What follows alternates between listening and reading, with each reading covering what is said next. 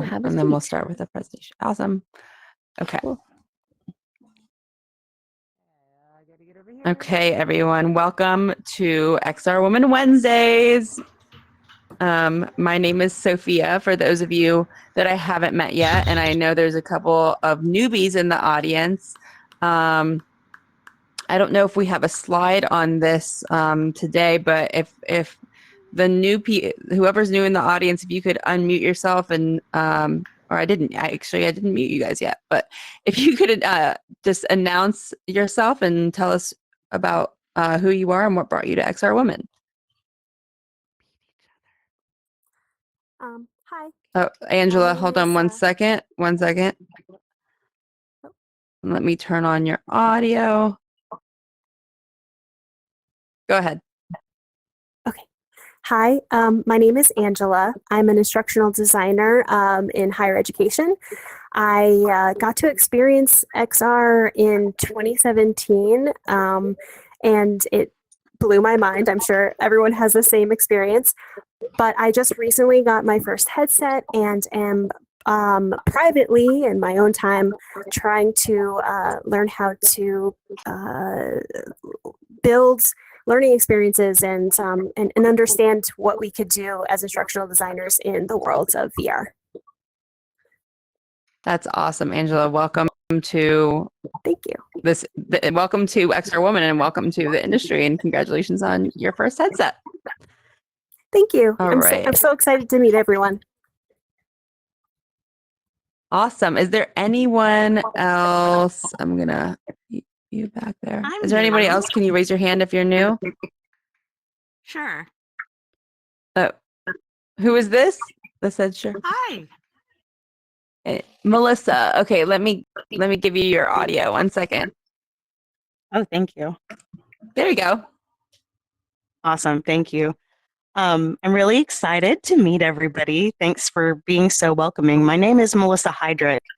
I am an attorney, and I've been interested and engaged in VR and headsets for about 6 years, but I have left Big Law now as of last Halloween, and I'm embarking on a new endeavor to develop spatial computing applications that are useful for attorneys and legal professionals. So brand new, early days, really excited to meet folks and engage with communities like this. You guys know how it is, when you start something new, you're kind of looking for your tribe. So it's so great to see a community of women that are supporting and empowering each other. And I feel really hopeful that I've kind of found the right spot. That's awesome. Welcome. Melissa, my fiance is in Big Law as well. And we talk about applications for his practice area all the time. He's an antitrust. So let's definitely talk. Welcome. Oh, let's do that. So cool. Yeah. Okay. Anyone else? Okay. I didn't see your name. I see a hand. This is Lauren. I haven't been here in a really long time, so I was just okay. Reintroduce myself. Yeah, Lauren, 1 second. Let me give you audio. Go ahead. Hi, I'm Lauren Desher. I was attending a lot of the events probably a year or so ago, and I just got off of tour with Drake, and I was working on a deep fake with Metaphysic AI. My background comes from virtual reality. I got a master's in VR, and I'm also the producer of a podcast called This Week in XR. So yeah, I'm just excited to be back and see catch up with everyone. I'm looking for my next venture, so that's exciting. Hello. Welcome back. Yay. That's super exciting. I think I just got a friend request from This Week in XR, so Nice. that's awesome. Congratulations. Okay. Anyone else? Juliana, let's put you on. Let's see. I hear you kind of talking there. Go ahead. Oh, sorry. I just wanted to second Lauren and support Lauren because she was my roommate in AW. Lots of conversations happening. So way to go, Lauren. That's awesome. Okay. Awesome. Okay. We're going to move on. Welcome everyone. And I think everybody else is muted. Okay. Awesome. And we'll move on with announcements. Let's see. Okay. So today we have Nina Faye Lin, who's here with us today on stage. And I think I'm getting a little bit of feedback. So if you could make sure that you're muted, especially those on PC, that would be great. And she will be talking about navigating the transition to a career in 3D design and all the endeavors and initiatives that she's involved with to kind of help people do that. So we'll get into that in a little bit. Welcome, Nina. Thank you. So just to let everyone know, we are recording this session. We're going to be posting this on our YouTube afterwards. And then also please mute yourself if you're not speaking. I'll repeat that again because we do get feedback and I'm hearing it now. And we'll have a chance to ask questions later on to Nina. And we did have a slide on welcoming new XR women, so we already got through that. And if there's anybody else that I'm missing, we can get to you guys later, but welcome everyone. And Nina is also a newer XR woman, and I think this is her first time in Engage as well. We want to remind everyone that AM XRA is our newest sponsor, and we want to thank them very much for supporting us in this initiative. And this is something sponsorship and fundraising, those types of things are things that are on the top of our list. So we'll be coming out with new initiatives to help grow the XR woman community and everything we're doing here. So we want to thank them for being one of the first. And there you go. So if anybody is interested in sponsoring or helping us to sustain this initiative, there are so many ways to be involved in the weekly events, our XR Woman Museum in Frame, and we have galleries in there as well. We have our XR Woman Awards coming up at AWE. And we'll get into that in more detail later on as well, but please do reach out on the homepage of our website. We also have a donation button for those of you interested in helping us sustain our initiative. And these are just, again, some of the places that that we have homes in, including where we are today in Engage. I cannot pronounce Dong Daemun Plaza. I can't pronounce it, but that's where we are right now in the bottom left there. But we have our business showcase here as well, which we hosted about a month or so ago. And then everything on the top is what we are, what we have in Frame. So the museum is to the left. That's all of our archives of everything that we've done in XR Woman. Our gallery where we showcase our artists' work and people in our community's work.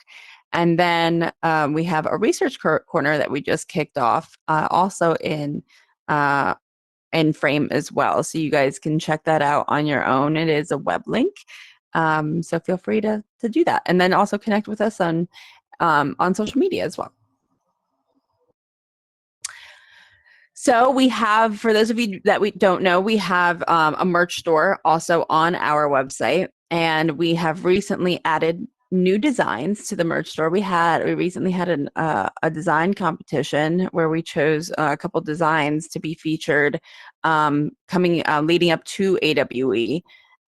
So last year we had a bunch of people wearing our shirts. This year we hope to have a bunch of people wearing our merchandise as well, so we can take some awesome XR Woman pictures and celebrate the people that have actually created these designs for us as well. They're all people within our community. And there you go. There's the picture with the pictures with everyone in our merch from past AWEs and other events that we've had in the past few years also. So our XR Woman Awards, the nominations are closing today at 2 p.m. Eastern time, which is right when this session ends. So if you are on your PC and want to do a quick nomination, please do submit your nominations there. We're hosting live these awards live on the AWE stage this year. This is going to be the second year in a row that we're partnering with AWE to do this. So it was a lot of fun last year. We had a lot of attendance, and we hope all of you guys can attend as well, and celebrate the pioneers in XR here. And for those of you that do want to attend, we do have a discount code here, 24 XR Woman D. It looks like, but we can post that discount code if you guys are interested. Okay, and if you are submitting your work for an Augie Award for the awards that AWE hosts themselves, let us know so we can help support your award and we can help upvote it and those types of things, because we want to support all of you all doing awesome things there. Congrats to Robin Mulder, Lauren Mulder, Cordelia Wolf, and the 3 Pound Games team. They won the Meta Presence Hackathon with their home care helper. So congratulations, Robin, on that. And team. That's amazing. That's incredible. And if you look her up on LinkedIn, you'll see more about the hackathon and the project that they developed there. So we've partnered with Smart Retail Tech, and that event is coming up soon. If you guys are interested in going, we do have discount codes for Smart Retail Tech as well. And also, as most of you know, we are partnered with VR/AR Chicago as well.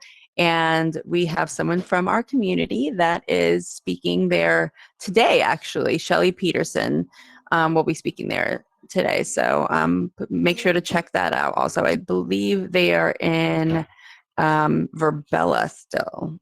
Somebody correct me if I'm wrong, but I believe they are. Session is in frame, Sophia, it is. And just to note, it's Chicago time. So It's oh, frame. Yeah. Julie, let me put you. Oh, sorry. Hold on one second. Sorry. Yeah. Let me give you sorry, I your. just wanted to confirm. Yep. If you can hear me, the VR/AR Chicago is today. It is in frame, and we can drop the link in the Slack channel. And it is Chicago time, so they're an hour behind Eastern, so it's like 7 p.m. online. Okay, and I'll drop that there. And hello, everybody. Thanks for coming out I just today. gave Julie her voice. I just gave her voice, but yeah. So just to repeat what she said. Yeah, sorry.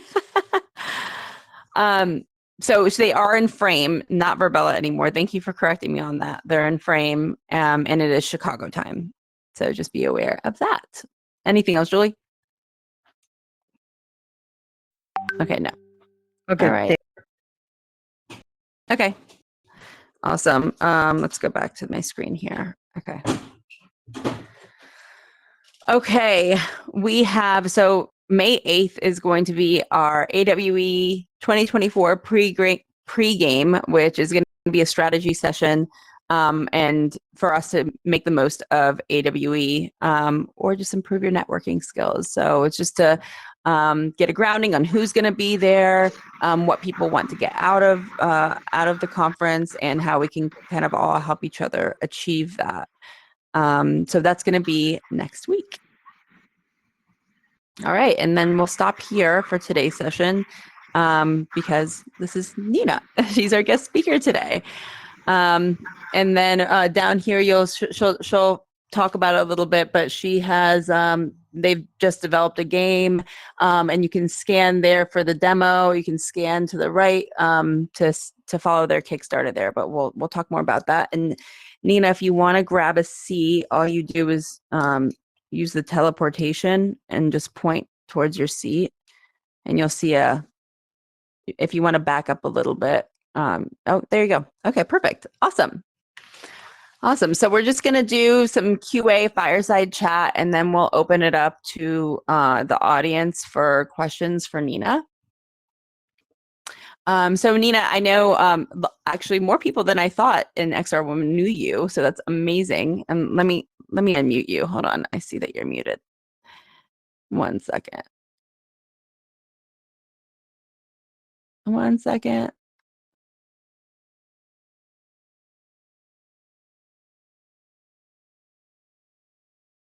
Sorry, I can't find you, Nina. Hold on. It's okay. I think I just unmuted Oh, myself. Yeah, yep, you got it. Awesome. got it. Awesome, awesome. So for people that don't already know you, can you give us a little bit of background on who you are and kind of what drove you to the XR industry and 3D design in particular? Sure. Well, thank you so much for having me, Sophia. I appreciate this opportunity. And XR Women, you all are amazing. I've been following you for some time, so it's really nice to finally be able to connect. So some background info is, I had formerly studied interior architecture and design. Well, first of all, I'll start off with the fact that I'm based in Hawaii, and I was able to connect with a few of you, and some of you all have connections to Hawaii, so really happy to hear that. I've lived in all kinds of different places. I studied interior architecture and design over in San Francisco a while ago. I've been an entrepreneur since I can remember.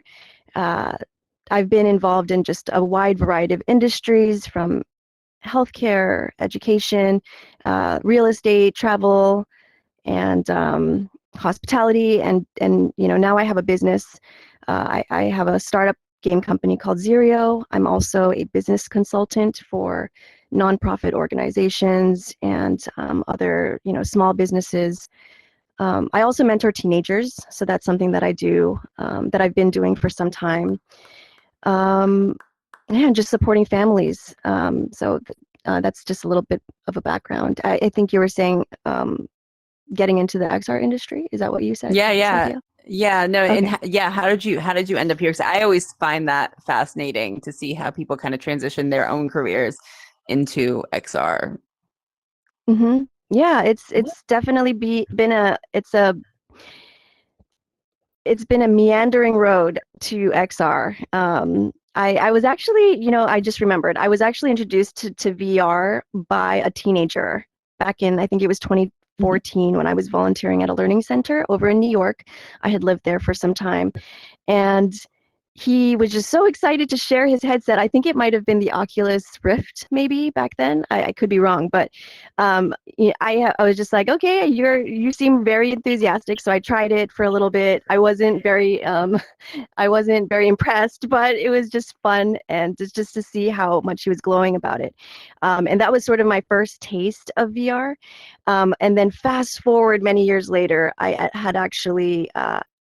I started a learning center 2015. I had started a learning center. It was a pilot program. I was working with youth ages 7 to 17, and essentially I set up a space where they could self-direct their learning. And after a year, and a lot of lessons learned, I realized, this is actually not sustainable in a variety of ways. And so I knew deep down that I wanted to explore what new technology could look like in terms of creating these new experiences and spaces for young people to really just focus on what they're excited about and what they're passionate about, and develop their own curriculum. In other words, self-direct their own learning. And I knew that I wanted to just figure out a way to do it somehow online, somehow virtually. And mind you, I really didn't know anything about the XR industry at that point, right? I was sort of like, there's this amazing imagination happening in my brain, and I really wish it were a thing. And I didn't really know that it was a thing for many years, decades, right? Until I started kind of digging, and eventually found some online educational courses, and XR was the online course I had dove into, and that was what kind of opened up my world and allowed me to start making connections with people in the industry. That's awesome. Yeah. And so, and how long ago was that? Did you start in XRIO in the XR industry? XRIO was about 3 years ago. It's coming on 3 years. So yeah, this was 2021, during COVID lockdowns, and I was actually starting to network online. I'll say that before XR Tarot, I had started to network and talk to people online. Those were the days of Clubhouse. I think a lot of people might have been in Clubhouse during those times, and I was one of them. So I was, connecting with people with shared interests through that means, and I had connected with people, like very few people I knew that were connected to Hawaii and also the XR space at that time. And so from there, I started to build relationships and friendships online, and get, and slowly but surely I got deeper into the space. So I'm curious. So you mentor, that's an interesting combination of things that you're involved with in the mentoring of the high school kids. Because I was actually just on a phone call with an educator that was a professor in college that was actually figuring out what the curriculum was for the next year for spatial computing and XR. And I heard the conversations that he was having with some of the other professors, and they were like, trying to figure out like what terminology to use. Like, is it XR? Is it VR? Is it spatial computing? Or should we just say gaming? Because like, what is going to attract people to this industry? And what is the knowledge and awareness of the younger generation of XR as it relates to maybe like other industries besides gaming? So it was really, really interesting to hear those conversations. So I'm curious from your perspective and the conversations that you've had, like what is the knowledge and awareness of new technologies like this with the younger generation, and how XR is evolving, and maybe the importance that they might place on learning new skills relating to this industry. Yeah, the knowledge and awareness is among young people is that really they live in these virtual spaces, right? Whether it's XR or simply through gaming, online games. And obviously we know about Roblox, we know about Minecraft, Fortnite, all these popular platforms, they live in them practically, right? In some capacity. Some may have headsets and have been just really interested in these emerging technologies. And some are just really just about hanging out with their friends, and their friends are doing it, right? Just like most of us, right? As teenagers, we're just like, yeah, we're just going to do it. We're just going to hang out with our friends, whatever that looks like. So it's all just tools, right? As we know, we continue to, especially with COVID, right? That had happened is everything moved online. That it's essentially, it was like, yeah, I mean, it's their life, right? It's their life. So in terms of terminology, I don't even know how I don't even know, right? It's like we're kind of building new language around what we're creating and what we're seeing, because this is a very different way of being and living in the world. It's not that far removed, though, from the online gaming community, right? Which we all know that some people, for those of you who are gamers in here, I wasn't necessarily in online games. I was more of a console gamer, but growing up. But we make friends online, and we build those friendships over time, over years and years and years, and never meet them in person. And so this is just translating into a deeper level with emerging immersive tech. So yeah, it's just interesting.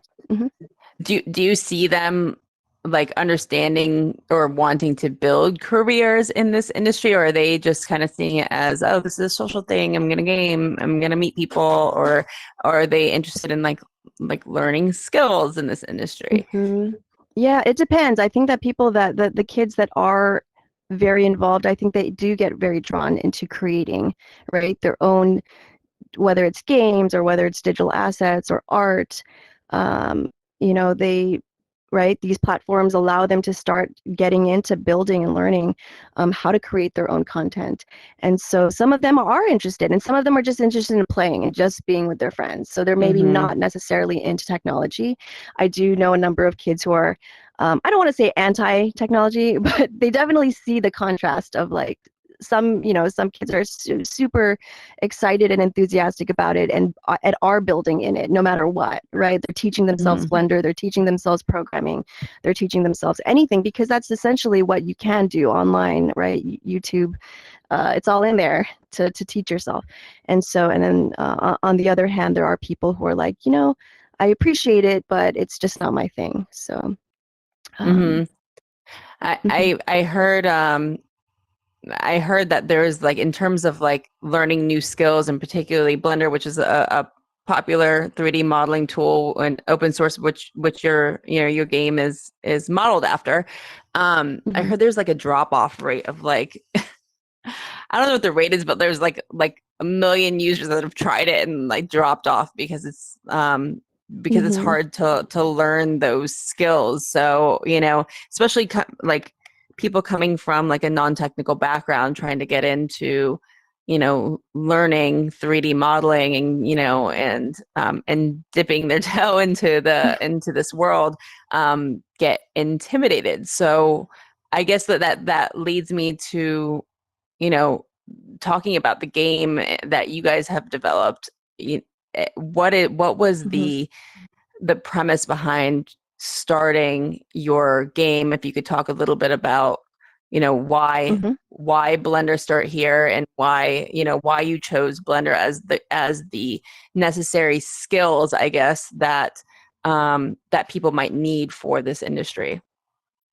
Yeah, well, Blender, like you mentioned, and as most of the people here know, it's free and open source, so it's extremely accessible. And but what's not accessible about it is the fact that it's not easy to learn. It's, from my personal experience, I definitely went through like part of the donut tutorial, which is one of the most popular beginner tutorials out there if you're learning Blender. And yeah, the drop-off rate is in the millions. This is actually, this product and this game it was presented to me by my business partner, co-founder of XRIO, Dave Mills, and he was the one who saw the numbers online, and he was seeing the drop-off rate. He was seeing that there was still a huge gap in terms of ease in learning and stepping into being able to use this program. And just the observation of our friends in the industry, and knowing, from his experience, he was using Maya for a very long time. And when his student license expired, which is an interestingly common story, is that when that student license expires, then you're like, okay, well, I'm not going to pay for another license. I'm going to go find what's available and free. And so that would be Blender. So he found that sort of that opportunity, in that there was something that was needed in order for people to kind of take the leap between opening up Blender and even just doing the tutorials that are online. There's just such an abundance of tutorials online. But like I said, even that basic tutorial of that donut is not very easy for a lot of people, including myself. So that's how that came about. And when he pitched that to me last year, then I knew, I was like, yes, this is definitely something that's going to be useful for someone like me and for so many people. And so we're building it out. And how does gamifying, we talk about, gamifying through virtual reality, gamifying training and learning through virtual reality, and, retention and all of those things, and how that boosts retention. But, specifically to, I guess, learning Blender skills, there's lots of tutorials out there, lots of things online and social media and stuff like that. But how have you seen gamifying learning skills in Blender be effective? Well, there's the element of the fact that when people open up tutorials, right, you're kind of taking a leap and looking at the screen and figuring out the tools and finding things and trying to navigate and just sort of having to figure out a lot of stuff before you can even go through the tutorial, right? And so gamifying Blender essentially moves into the basics of Blender, basics of navigation, knowing where things are, knowing what does this button do? Like the most basic fundamentals of Blender is what our game is aimed to help learners through. And it's all about repetition, right? Gaming it's gamification is awesome because you're almost learning without trying to learn, right? You're going through repetitive processes, you're learning through, storytelling and puzzles and just our innate desire to kind of reach goals and see like that, essentially that dopamine hit of seeing like, oh my gosh, I accomplished that, right? And then being able to just kind of go through that repetitive motion of certain aspects and learning navigation skills in Blender is just one aspect of getting a good sense of it, right? Before you even step into to tutorials that are available online. Yeah, so I'll stop there. Go ahead, Sophia. Yeah. Yeah. I mean, I personally have like, and I'm sure we all do have a lot of things that we're trying to keep up with on a daily and learning like just different things that are going on in the industry, maybe just different courses that we're taking for advancement in like in degree programs and things like that. And, and I can tell you from my personal experience, it's really hard for me to sit down and do more learning on my own that isn't kind of mandated from any of the school courses, for example, that I'm taking. So definitely something like this, and I've played the demo before, and it's a lot of fun, and it's something like this will incentivize me to learn Blender skills, because I've been telling myself I want to learn Blender, even if it's just the donut, for years. And so, but I never took the time to kind of sit down and learn and watch the tutorials and those types of things. So, giving me a chance to do this through gaming is great. Yeah, I mean, why? I'll Yeah. just add that, one of the very early prototypes of our game, which by the way, we have a demo on Steam, like you mentioned, Sophia. So if anybody wants to check that out later, it is a PC game, right? It's not an XR product per se, but it is a PC game that to me is a gateway into XR. And so for the earlier prototypes, when I had shared it with my younger cousins who are between teenage to mid-20s. They went in, they were trying it out. Dave had opened up Blender right after they had played the very early prototype, and they were already able to kind of navigate through the scene. And I was like, oh my God, that was amazing. Like I definitely didn't take minutes to learn it. So that was really awesome to see. No, that's awesome. So we see these characters all around the room here, and the other, walking pigeon back there. Can you tell us a little bit about, who these characters are, kind of what the premise of the game is, and what to expect if we were to try your demo? Yeah, so the pigeon is Lizzie. Dave wanted to call her Elizabeth, but I wanted to keep it short, so it's Lizzie. And we got some NPC characters over here. We've got the mouse and the rabbit. We don't have names for them yet. We're actually, we might have people help us name them as a perk or reward for our Kickstarter, so that'll be fun. We do have other characters that you'll discover in the game later on. But yeah, it's, essentially Blender Start here. It's again, teaching the basics of Blender through play, through storytelling, and it helps people familiarize these complicated actions with mini games and puzzles and things of that nature. And yeah, you're fighting the default cube. That's a little spoiler. Sorry for people who don't like spoilers, but the default cube is going to make an appearance in the game as well. I love it. So in our network, 3D modeling is often associated with building immersive experiences. But what are other ways that these skills can be used that aren't commonly considered by maybe XR professionals? That might be useful in other ways in other professions. Well, I mean, I think that just there's so much that you can do with Blender, right? It's essentially a 3D creation tool. And so a lot of people in so many different industries can use it, whether it's XR related or not. Mhm. You know, it's people that are trying to just get their feet wet in the digital art space, or, you know, games, films, right? Films, VFX, all those sorts of things, animation, obviously. And anyone that's really just trying to, even if it's just a creative expression thing, right? Trying to create something new with new technologies. This is, for to me, it's very much an easy into the XR industry, is to just start learning tools like Blender. I even saw when I was doing my research, I saw people using Blender to even create 3D models for 3D printing as well, and that was kind of new for me. I was like, oh, I didn't know. You know, I would have thought Blender is just for, you know, for immersive and for 3D. I mean, for like for immersive experiences.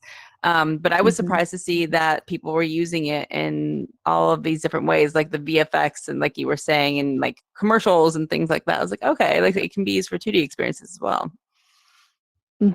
Yeah, I don't know if I'm sure people know of Zach King, but we had actually attended the BlenderCon in LA a couple weeks ago, and that was their first one outside of their annual one in Amsterdam. And we found out that Zach King actually uses Blender, so he's a very popular influencer online, and his work is so fun, so like just, you know, innovative, and the fact that he's using something like Blender is, to us, it's definitely becoming more of an industry standard. And so for people that, because as you heard, there's a lot of you know, newer people maybe to this industry that join us for our XR Woman Wednesdays and our inner community, and we're all looking for ways, obviously, to learn and grow in this industry and build new skills. So what are some pieces of advice maybe that you could give to us and looking to, you know, build new skills in this industry and grow and those types of things? And I'm sure you talk about these things all the time with the students that you're coaching as well. I mean, I honestly, I'm all about play and exploration. So if, you know, whether it's games or, you know, films in VR or whatever applications, whether it's in VR, just in digital, you know, creation content, right? It's really just exploring these experiences, exploring different tools that are out there. Obviously, there's Unity, there's, you know, Godot is a open source gaming and game engine, and Blender, as we had been talking about. Just there's such a rich amount of tools that are out there that are free. So it's just really about playing with them and getting your feet wet and just getting a sense, you know, just getting a sense of what people are using to build certain things. If there's certain things that you're excited to be building or experimenting with, then just, you know, like I said, YouTube, it's all out there. And then what more importantly, and for me personally, it's like connecting with the people that are doing the thing that you're excited to be doing, right? And so I think somebody mentioned finding your tribe here, right? So it's natural. It's a natural thing when you're just getting zoomed in on the thing that you're interested in creating or building or seeing, right? Then I think you naturally attract people who are all about that same thing or that same industry, in this case our XR community. And we sort of just help each other along the way and show each other more tools and more experiences and more places to play and explore. And it kind of just blooms from there. So hopefully that's not too vague. Yeah, no, and then that's one of the reasons why we created the gallery in the XR Woman Museum, is to showcase the art that you all create and have a place for it to be seen. And you know, and that's kind of that was my recommendation whenever I got asked that question, is just create, you know, you create your own portfolio, you know, and you know, places like the XR Women Gallery or any galleries that you can pop up on your own and create on your own. That's what it's there for. And you create your own experience and your own portfolio. It doesn't necessarily have to be through a contracted job. And these opportunities are there for for you all, and specifically within our community. That's the reason why we have all this stuff. So just wrapping up with this, so you're going back to your project as well, because I know it's in beta mode. You have your demo out. People can play your demo right now. It's available on Steam, right? What are kind of the things that I don't know, that people can kind of do to get involved? And because I know you have like creators that you're featuring and things like that. Can you go a little bit more detail into Oh, yes. how our community can get involved in what you're doing? Thank you, Sophia. Yeah, there's a number of ways, but now that you mentioned the creators, we are partnering with Blender experts and mentors. So people who are essentially, have been using Blender for a long time and have put out tutorials or any educational programs or materials offerings out there, as well as Blender artists, right? So people that are just using Blender for a number of different reasons and can be sort of this beacon of inspiration for others. We're partnering with them through a collector card in game, and so essentially we're turning these creators into Pokemon, which is so fun. We've partnered with a few so far, and there's more coming in. And what happens is that the player goes through the game and they discover these collector cards, which then introduces them to these Blender experts and mentors, so that after they finish playing the game, they get the basics down, and then they'll have this collection of cards that allow them to explore the offerings, educational offerings and inspiration from these experts that are out there. So it's definitely, we're trying to streamline their learning process so they can dive deeper after playing the game and learning the basics. That's one way. We are doing a Kickstarter campaign next month. Actually, is it May? Oh my gosh, it's May, right? May 1st. It's May. It's happening this month. Oh my goodness. Okay, so our Kickstarter is happening this month. And so if you could all follow our Kickstarter, our pre-launch campaign is up. That would be really awesome. We're definitely trying to get that, going, hoping to hit 500 followers. I think we're at 100 right now, so we've got a long ways to go. And so, yeah, if anybody wants to chat, connect with me, you can DM me. I'm on LinkedIn, on all the socials. If you are an educator or work with kids, even if you're a parent, right? Like creating these types of experiences and offerings is essentially, we're all about accessible learning. We're all about learning through play and learning through, if the learner wants to dive deep into something, we're all about making it making it accessible for them and fun and enjoyable for them. And so that's what we're about at our company at XRIO.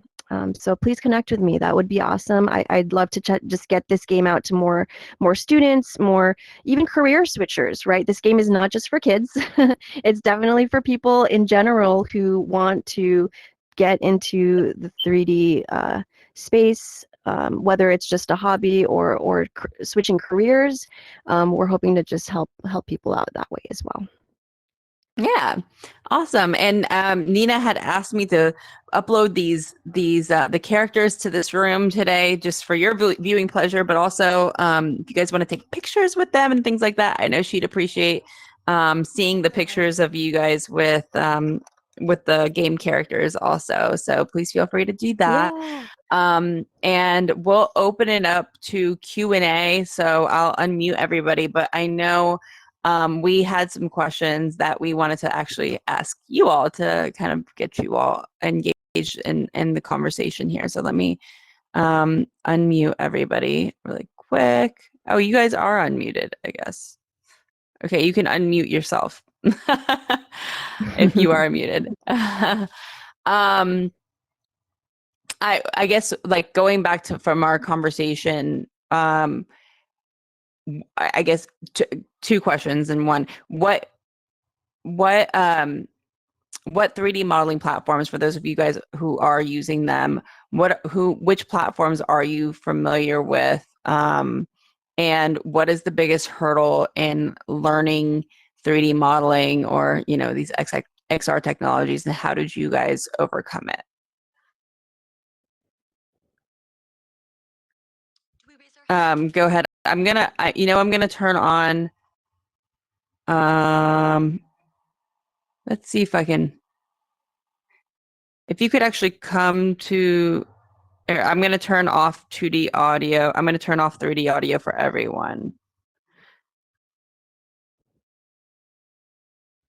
Okay.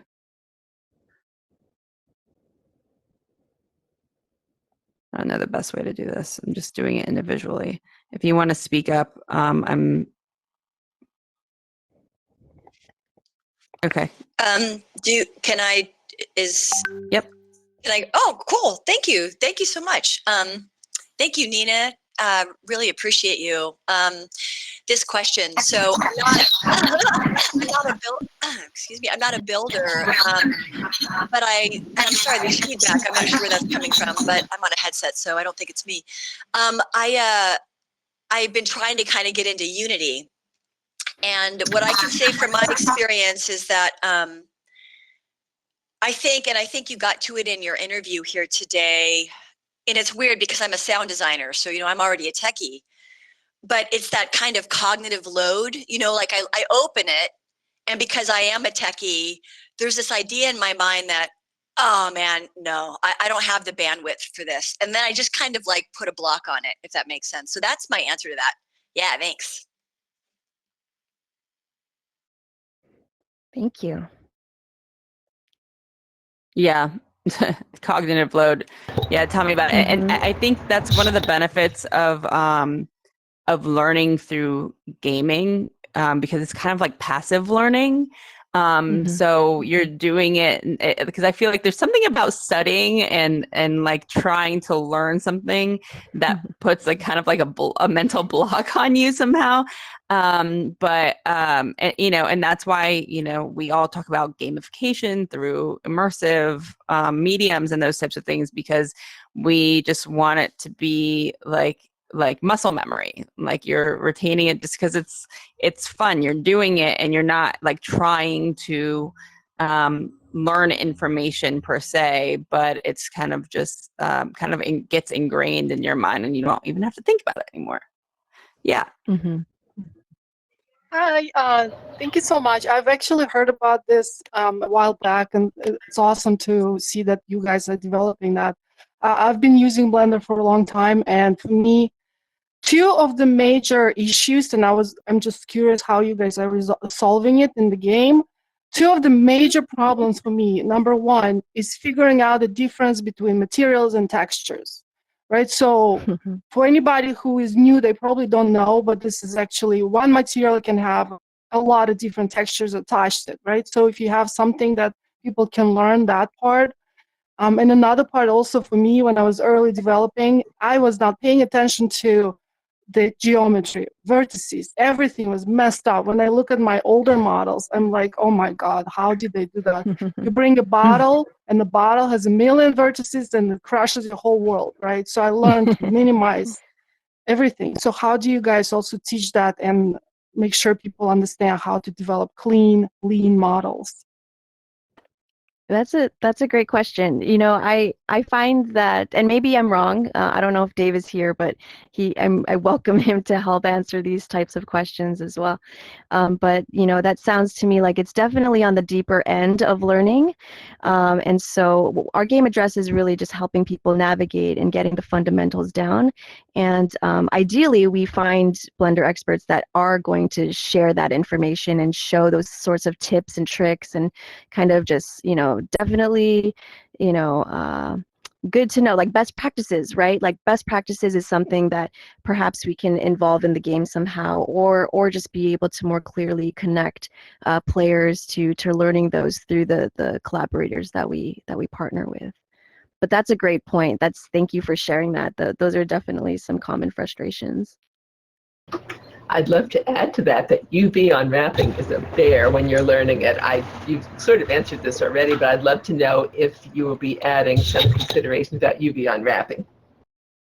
I'm sorry, could you say that one more time? Were you saying UV? Yes, UV unwrapping when you're modeling to get your textures on. Yep, that's a big one too. Yeah.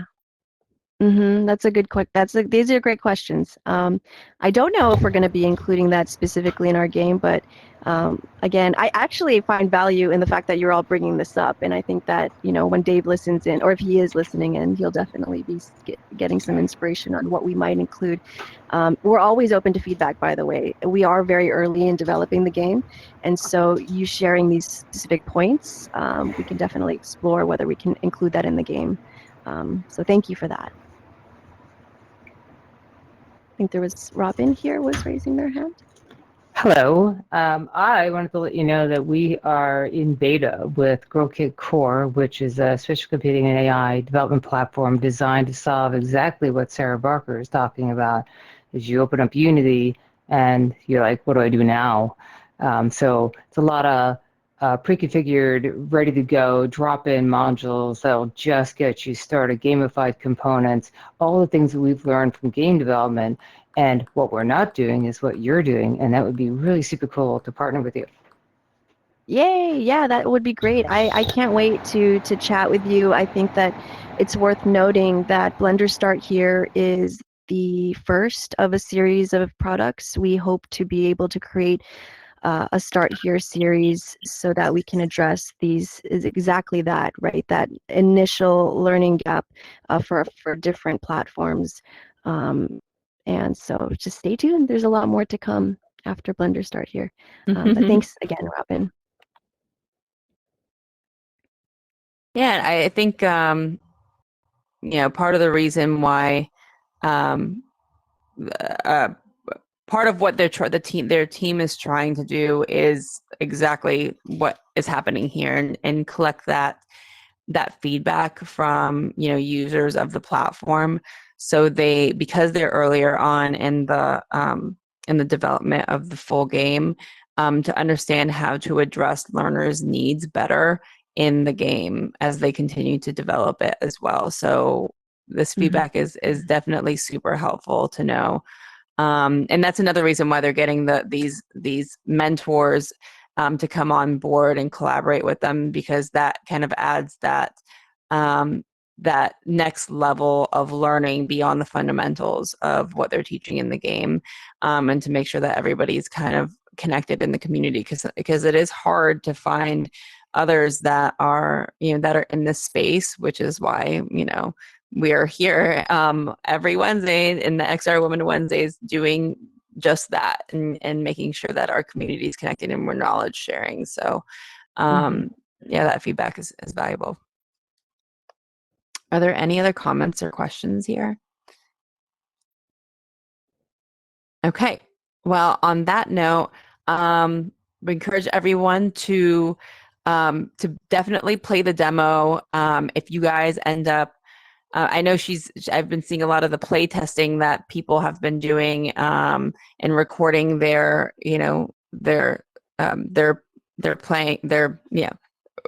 recording their gaming experience on their game, and those have been really fun to watch, actually. So if anybody does do the demo and wants to share the recording of their playtest, that would be awesome. That'd be so fun to watch. And then, and I guess follow the Kickstarter. From my experience with Kickstarters, just following in the pre-launch phase can really help boost the visibility for their campaign. And then, take pictures with Lizzie and the other characters here, and definitely share them with us. That'd be awesome. So thank you all for coming, and thank you, Nina, for joining us today. Yeah. Thanks, guys. So thank you, everybody. Thanks for coming out. Thank you. Thanks so much. Yay. Woo, woo.